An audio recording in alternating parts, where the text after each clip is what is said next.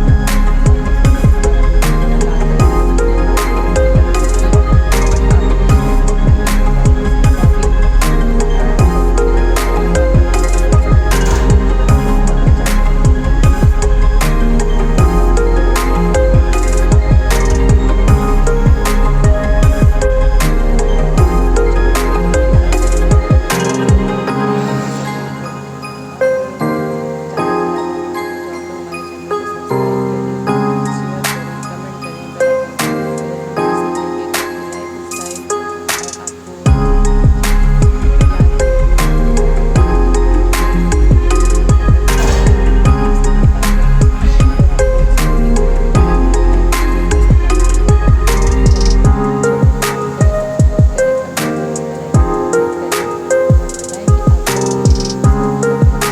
लगी।